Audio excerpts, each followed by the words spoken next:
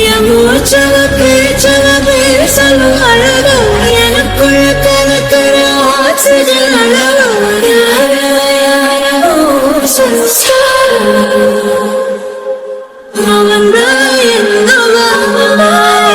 முரளையவ கலையவ அழகிய நிலவவ நிழலிலும் ஜொலிக்கிற நிரந்தர ஒளியவ சரியவ தவறவ சிரிக்கிற சிரிப்புக்கு அவதான் காரணமா.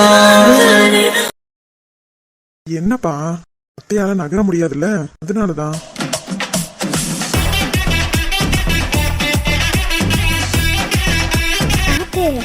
நீங்க எதுவும் கவலைப்படாதீங்க, ஸ்டெப்ஸ்ல உங்களை பொறுமையா ஏத்திடுவேன். டேய் அதுக்கெல்லாம் அவசியமே இல்ல.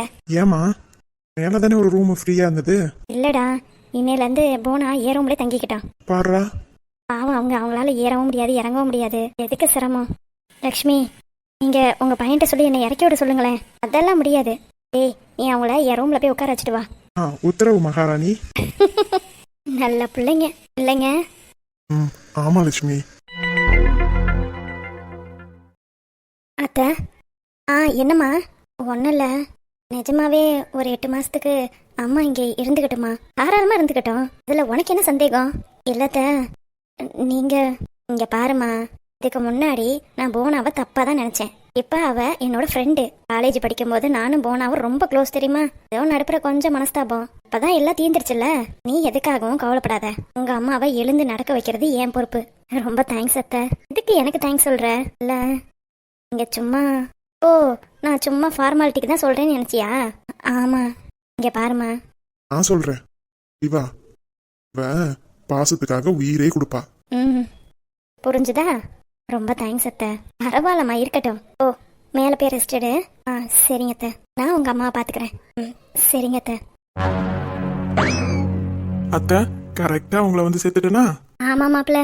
உங்களுக்கு ஏதாவது காலை எதுவும் வலிக்குதா? அதெல்லாம் ஒண்ணும் இல்ல, நல்லதா இருக்கு. சரிங்க அத்தை. ரொம்ப தேங்க்ஸ். இதுக்கெல்லாம் எதுக்கு தேங்க்ஸ்? உங்க அம்மாவும் எனக்கும் அம்மா மாதிரி தான். சரிங்க அத்தை. ஏதாவது வெளியில போகணும்னா சொல்லுங்க, நானே உங்களை கூட்டிட்டு போறேன். சரிங்க மாப்பிள்ள. அடுத்து ரெஸ்ட் எடுங்க, நான் வரேன். சரிங்க மாப்பிள்ள. ஜீவா வா போலாம். நீங்க இருங்க, நான் அம்மா கிட்ட பேசிட்டு வரேன். சரி.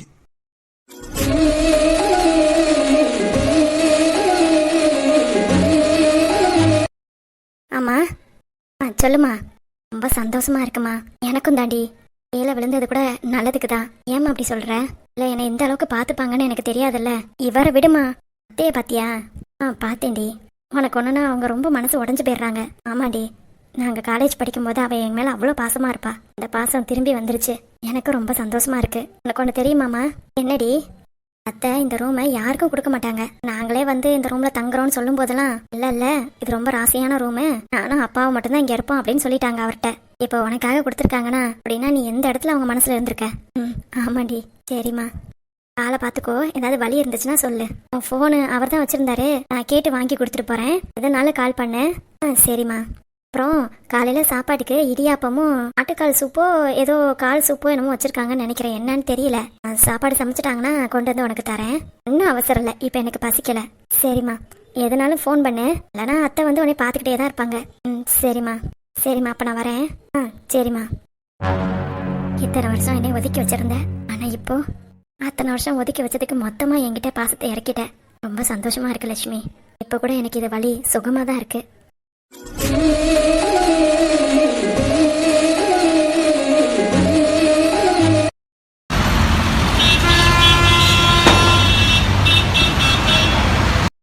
கிட்டத்தட்ட 3 மாசம் இருக்குமாடி நீ வந்துட்டு போய்? ஆமாமா. அதுக்கப்புறம் தான் அந்த பையனுக்கு எக்ஸாமு, இவருக்கு வேலை, வரவே முடியாம போயிடுச்சு. 3 மாசம் எப்படி ஓடிச்சுன்னே தெரியல. சரி குடுமா, வெங்காயத்தை நான் உரிக்கிறேன். இல்ல பரவாயில்லடி, நான் உரிச்சுக்கிறேன். சுதன் பையன் முன்னைக்கு இப்ப பரவாயில்லையே. அப்புறம் ஃபர்ஸ்ட் ஸ்டாண்டர்ட் போறான். ஏட்டையெல்லாம் போக குறையதானே செய்யும். ஆமா ஆமா. அப்புறம் உன் நாத்தனார் கறிலாம் எப்படி இருக்கா? அதுக்கு என்ன, கல்லூரண்டையாட்டம் நல்லா தான் இருக்கு. உன் மாமனாரு அந்த ஆளும் நல்லாதாம்மா இருக்காரு. என்ன அப்பப்ப தம்பியை பார்க்க வருவாரு, வந்து பார்த்துட்டு கிளம்பிடுவாரு. ஆனா இந்த பையன் இருக்கான் பாருமா, அவங்க தாத்தாவை பார்த்துட்டு ஒரு கேள்வி கேட்டான். கேள்வியா? என்ன கேள்வி? தாத்தா இங்க இருக்கிறதே எங்க அப்பாவோட வீடு தானே, எங்க அப்பா சம்பாரிச்ச வீடு தானே, எனக்கு எப்ப எழுதி தர போறியன்னு கேட்டான். அடப்பாவி, இதெல்லாம் எப்படி அவனுக்கு தெரியுது? தெரியலம்மா, நாங்க பேசுறத வச்சுக்கிட்டு அவனா கேக்குறான் போல. நல்லா கேட்க சொல்லு. எப்ப தாத்தா சொத்தெல்லாம் எங்க அப்பா பேர்ல எழுதி வைப்பீங்க அப்படின்னு கேட்க சொல்லு. அவன் கேட்டுருவாமா. இன்னும் 2 வருஷம் மட்டும் போகட்டும். அவனா போய் கேட்கறானா இல்லையான்னு மட்டும் பாரு. எங்க அந்த பையன் காணா? அப்பா கூட விளையாண்டுக்கிட்டு இருப்பாமா. சரிடி. சுந்தரி, என்னங்க? எனக்கு கொஞ்சம் வெளியில போற வேலை இருக்கு, நான் வெளியில போயிட்டு வரேன். சரிங்க. அடி சாப்பிட இங்க வர சொல்லிடு. கேட்டுச்சுல? சாப்பிட இங்க வந்துருங்க. உங்களுக்காக தான் கறி சிக்கனு எல்லாம் எடுக்கிறாங்க. சரி சரி வந்துடுறேன். அப்புறம் போகும்போது அவனையும் கூட்டிட்டு போயிடாதீங்க. உங்க ஒருத்தராலலாம் அவனால சமாளிக்க முடியாது. நான் அவனெல்லாம் கூட்டிகிட்டே போகல, நான் மட்டும்தான் போகிறேன். சரி போயிட்டு சீக்கிரம் வாங்க. சரி. அப்படி எங்கடி போறாரு உங்க வீட்டுக்காரு? வீட்டுல இருக்கா அவருக்கும் போர் அடிக்கும்லமா. பாண்டி பையலும் கடைக்கு போயிட்டான். அவன் இருந்தாலாவது ஏதாவது பேசிக்கிட்டு இருப்பாரு. சும்மா போயிட்டு எதையாவது வாங்கிட்டு வருவாரு. வீடு அவர் இல்லாததும் நல்லதுதான். சரிடி. அது வருது. வெங்காயம் கொடுங்க, நான் வேணா உரிச்சு தரேன். இல்ல வேண்டாம் வேண்டாம். அப்புறம் கண்ணி எரியுதுன்ப. இதனால ஏதாவது ஆச்சுன்னா அப்புறம் அந்த பையன் வந்து என்னைய திட்டுவான். தேவையா? அதான் இவ இருக்கால, நான் பாத்துக்கிறேன். இப்படியும் சொல்லுவீங்க. அப்புறம் உங்க பையன் வந்தோடனே நான் ஒரு வேலையும் பார்க்கலன்னு சொல்லுவீங்க. அதனாலதான் கொடுங்கன்னு சொல்றேன். கொடுமா. வேலை பாக்குறேன் தானேம்மா சொல்லுது. கொடு, வெங்காயம் தானே உரிச்சு தரட்டும். நம்ம மற்ற வேலையெல்லாம் பாத்துக்கலாம். சரிடி. இந்த வெங்காயத்தெல்லாம் உரிச்சு நறுக்கி வச்சிரு. எப்படி நறுக்கணும்? கறி குழம்புக்கு நீள நிலமா நறுக்கிறு. கறி வறுவலுக்கு குட்டி குட்டியா நறுக்கிறு. சரி. நறுக்கிட்டு கூப்பிடு, நான் வந்து சமைக்கிறேன். சரி. அரிசியை தண்ணியில் போட்டு வச்சிட்டியா? எத்தனை உலக்கு போடணும்? எல்லாரும் இருக்காவல? சில்வர் உலக்கில் 3 உலக்கு போடு. சரி. அப்புறம் சொல்ல மறந்துட்டேன், எனக்கு சாப்பாடு வேண்டாம். ஏன் வேண்டாம்? எனக்கு பிரியாணி சாப்பிடணும் போல ஆசையாக இருந்தது, அதுக்கு. அதனால் நான் அவர்கிட்ட கேட்டேன், நீ ஆர்டர் போட்டு சாப்பிட்டுக்கோ அப்படின்னு சொன்னார். இதெல்லாம் என்ன நல்லாவா இருக்கு? வீட்டுக்கு விருந்தாளி வந்திருக்காவ, அவங்களுக்கு கறி எடுத்திருக்கோம், சிக்கன் எடுத்திருக்கோம். சாப்பிட தானே போற, அதுக்குள்ளார உனக்கு என்ன பசி எடுக்குது? எனக்கு பிரியாணி சாப்பிடணும் போல ஆசையாக இருந்துச்சு. அவர்கிட்ட கேட்டேன், வாங்கி தாங்கன்னு. அவர் தான் கோழி கறி எடுத்திருக்கு, வேண்டாம் அப்புறமா வாங்கிக்கலான்னு சொன்னாரு. இப்ப நீங்க சொல்லவும் கறி எடுத்தாரு. அப்ப நான் திருப்பி கேட்டேன், அதான் சரி வாங்கிக்கோன்னு சொன்னாரு. எப்படான்னு காத்துக்கிட்டு இருப்பியோ சண்டை போடுறதுக்கு? அப்படிலாம் ஒண்ணும் இல்லையே. விடுமா. இல்லடி, புதன் பையனும் வீட்டுல தானடி இருக்கான், அவனுக்கும் 2 வாய் ஊட்டி விட்டுறேன். பிரியாணி சாப்பிடணும் போல ஆசையா இருந்துச்சு, கேட்டது தப்பா? என்னமோ பண்ணு, எல்லாம் உன் இஷ்டத்துக்கு தானே ஆடிக்கிட்டு இருக்கீங்க. விடுமா, ஆர்டர் போட்டு தானே சாப்பிட்றா, ஆசையா இருக்க தானே செய்யும். பிடிச்சதை சாப்பிட்டோம், விடு. போடுறா. என்ன இன்னைக்கு எனக்கு சப்போர்ட் பண்ணுது? சரியில்லையே, கண்டிப்பா இதுல ஏதோ உள்குத்து இருக்கு. அமிர்தா விட்டுறாதடி. ஆனா ஆர்டர் போடுறதுக்கு முன்னாடி நல்லா யோசிச்சு போடுங்க. ஏன், எதுக்கு? உனக்கு தெரியாதுல, நியூஸ்லாம் பார்க்க மாட்டியோ? என்ன நியூஸு? இல்ல இப்பெல்லாம் ஸ்விக்கியில சொமேட்டோலாம் ஆர்டர் போடுறவங்களையே லவ் பண்ணி கல்யாணம் பண்ணி ஓடிடுறாங்களாமே. என்னடி சொல்ற? ஆமாம்மா, எனக்கு தெரியுமா பிரியாணி அபிராமிய. ஆமா, பிரியாணி பிடிக்கும்னு சொல்லிட்டு ஆர்டர் பண்ணி சாப்பிடுவா. ஒரே ஆளு டெலிவரி பண்ணவும் அவ பிள்ளைங்களையும் கொண்டுபிட்டு புருஷங்காரனுக்கும் தண்ணி கட்டிட்டு ஓடிடுவா. இப்ப ஜெயிலுக்குள்ளார உட்காந்துருக்கா. அந்த கதை மாதிரி ஆயிரப்போகுதுன்னு சொல்ல வந்தேன். அவளை என்னைய வாடி சொல்ற? சே, என் மேல எவ்வளவு அக்கறை உங்களுக்கு. அதனால பார்த்து எதனாலும் ஆர்டர் பண்ணு. ரொம்ப தேங்க்ஸுங்க. என்னைய சொல்றதுக்கு முன்னாடி நீங்க தான் அந்த ஊர்ல இருக்கீங்க, நானாவது அவர்கிட்ட கேட்டுட்டு தான் போடுவேன். அதுவும் அவர் போன்ல இருந்து தான். நீங்க அப்படி இல்ல பாத்தீங்களா? அண்ணன் பாவம் ஆபீஸ் போயிருவாரு. என்னைய விட உங்களுக்கு தான் தாக்கம் அதிகம். அதனால நீங்களும் கொஞ்சம் ஜாக்கிரதையாவே இருந்துக்கங்க. பிரியாணி அபிராமி மாதிரி உங்க கதையிலே நடந்துட போகுது. என்னடி திமுறா? என் பொண்ணுக்கு எப்படி நடந்துக்கணும் எப்படி நடந்துக்க கூடாதுன்னு தெரியும். நீ சொல்லணும்னு எந்த அவசியமும் இல்ல. அச்சச்சோ, அவங்க சொன்ன மாதிரி அதே டோன்ல தானே நானும் சிரிச்சுக்கிட்டு சொன்னேன். ஆனா நான் இந்த மாதிரி கோவமாலாம் பேசலையே. அப்புறம் ஏன் நீங்க மட்டும் இவ்வளவு கோவப்படுறீங்க? என்னைய சொல்லும் போது நல்லா சிரிச்சுக்கிட்டு தானே இருந்தீங்க. உங்க பொண்ணை சொல்லவும் உங்களுக்கு சொல்லுன்னு ஏறுதோ? நாங்க நல்லதுக்கு தானே சொல்றோம். அச்சச்சோ, நான் மட்டும் கெட்டதுக்கு சொல்லிட்டேன்னா என்ன? இங்க பாருங்க, நீங்க எனக்கு நல்லது சொல்றதா இருந்தா நான் சொல்ற நல்லதையும் நீங்க எடுத்துக்கணும், புரிஞ்சுதா? நான் போய் வெங்காயம் உரிச்சு குட்டி குட்டியாவும் நீள நிலமாவும் நறுக்கி வைக்கிறேன். வேலையை முடிச்சதுக்கு அப்புறம் சொல்றேன், வந்து சமைங்க. உன்ன பாத்தியாடி, ரொம்ப திமுறா இருக்காமா. நான் சொல்லும் போது நீ நம்புனியா? ஆமாமா. அப்பா எப்படிம்மா வீட்டில் வச்சு சமாளிக்கிறவள? இப்போ தெரியுதா என் கஷ்டம் என்னன்னு? ஆமாம்மா, ஒரு வார்த்தை நல்ல வார்த்தை தானே அவளுக்கு சொன்னேன். திருப்பிக்கிட்டு எனக்கு சொல்றா. அவளுக்கு நல்லதே நம்ம சொல்லவே கூடாது. எது நடந்தாலும் நடக்கட்டும்னு சொல்லி வேடிக்கை தான் பார்க்கணும்.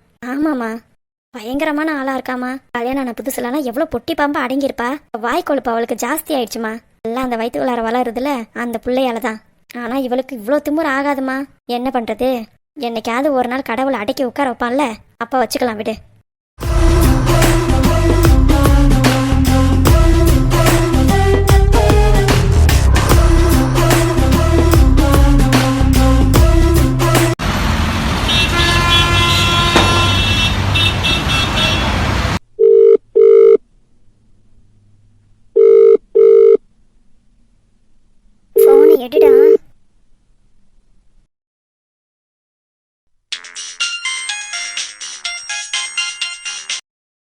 சொல்லு பாப்பா. அடுத்து ஏதாவது வேலை முடிக்கணுமா? சொல்லுங்க, பக்காவா முடிச்சிருவோம். வர கோவத்துக்கு நானே உன்னை முடிச்சிருவேன். என்ன பாப்பா, என்னாச்சு? முதல்ல இந்த பாப்பான்னு கூப்பிடுறத நிப்பாட்டு. எத்தனை வாட்டி சொல்லியிருக்கேன் என்னை பாப்பான்னு கூப்பிடாதன்னு. சரிம்மா சரி, என்ன ஆச்சுன்னு சொல்லு. இதுக்கு மேல என்ன ஆகணும்? நீ சொன்ன வார்த்தையை நம்பி இப்ப நான் எவ்வளவு அசிங்கப்பட்டு நிக்கிறேன் தெரியுமா? இல்லம்மா, எனக்கு ஒண்ணு புரியல. நீ எதா இருந்தாலும் தெளிவா சொல்லுமா. நீ யாரோட காலை உடைச்சு விட்டேன்னு சொன்ன? அத்தையோட காலதாம்மா. வந்தேன்னு வையே. அவங்க எப்படி இருந்தாங்க? என்ன கலர் சாரி போட்டிருந்தாங்க? அது ஞாபகம் இல்லையே. போயா யோ, உன்னைய நம்பி ஒரு காரியத்தை ஒப்படைச்சேன் பாரு. என்ன சொல்லணும்? ஏமா இப்ப என்ன ஆச்சு? உங்க அத்தைய பண்றதுக்கு பதிலா உங்களோட ஃப்ரெண்ட பண்ணிருக்க. அச்சச்சோ. நீ சொன்னதை நம்பிக்கிட்டு நானும் கீதா முன்னாடி என்ன பந்தா கட்டினேன் தெரியுமா?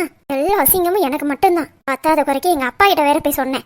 என் வாயால ஒன்னு உயர்த்தி வேற பேசுனேன். எங்க அப்பா அப்படியான்னு என்னை கேட்டாரு. அப்பவே எனக்கு லைட்டா டவுட் வந்துச்சு, என்னடா எங்க அப்பா இப்படி கேக்குறாருன்னு. ஆனா நீ பண்ணிருக்க பாரு. இல்லம்மா, இன்னமே கரெக்டா? இனிமே நீ ஒரு ஆணையும் புடுங்க வேணாம், நானே பாத்துக்கிறேன். பாப்பா, அந்த 5 லட்சத்தை நீனு. உனக்கு என்ன ஆனாலும் உன் பணத்து மேல மட்டும்தான் குறி. உனக்கே மனசாட்சி உறுத்தல? ஒரு காரியத்தை கொடுத்துருக்கோமே, அதை ஒழுங்கா செஞ்சு முடிக்கலையே, எப்படியா உனக்கு தொண்டைக்குள்ளார சோறு இறங்குது? பாப்பா, நீ இருக்க ரொம்ப பேசுற. அப்படிதான்டா பேசுவேன். என்ன வாட போடான்ல பேசுற? எனக்குலாம் என்னடா மரியாதை? வேலையை ஒழுங்கா செய்யறதுக்கு துப்புல துப்பு கெட்ட நாய் நீ என்னைய சொல்ல வந்துட்டியா? இங்க பாரு பாப்பா, நீ யாருன்னு போட்டோவும் அனுப்பல. அங்க 3 பொம்பளைங்க இருந்தாங்க. நாங்க ஏதோ ஒரு ஆளு கீழே விழுவ வச்சிட்டோம். அதுதான் உங்க அத்தைன்னு நினைச்சிட்டோம். அவ்வளவுதான் நாங்க பண்ண தப்பு. நீ தான் அனுப்பியிருக்கணும் போட்டோவை.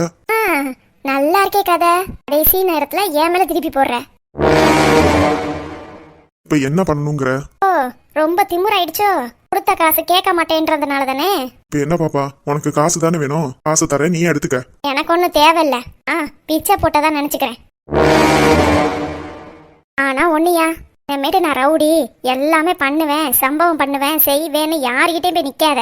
அப்படி நின்னு தெரிஞ்சது நானே வந்து உன்னை கொன்றுவேன். நீ எல்லாம் அதுக்கெல்லாம் லாய்க்கே இல்ல.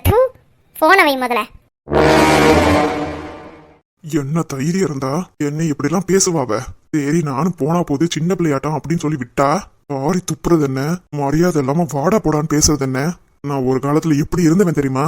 உங்க அப்பானே என்னை பார்த்து நடுங்குவான். ஆனா நீனு என்னை இவ்வளவு கேவலப்படுத்துறல, விட மாட்டேன்டி. உன்னை சும்மா விட மாட்டேன். ஆஃப்டர் ஆல் ஒரு 5 லட்சம் ரூபாயை கொடுத்துட்டு வாய்க்கு வந்தபடி மரியாதை இல்லாம பேசுற. அடியே, உன் சாவு என் கையில தாண்டி, குறிச்சு வச்சுக்க.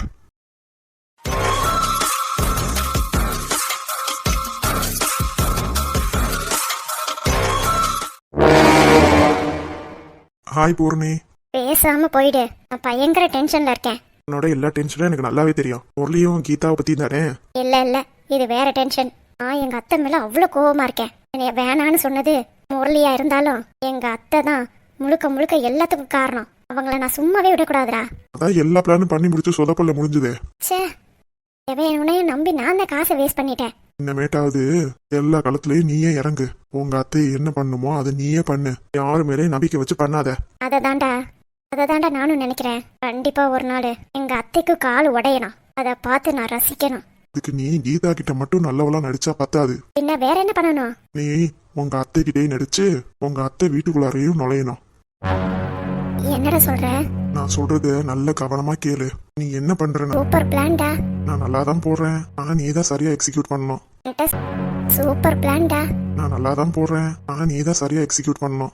சொல்லிட்டல, வீடு பாத்துக்கலாம். நேரடியா களத்துல நானே இறங்குறேன்.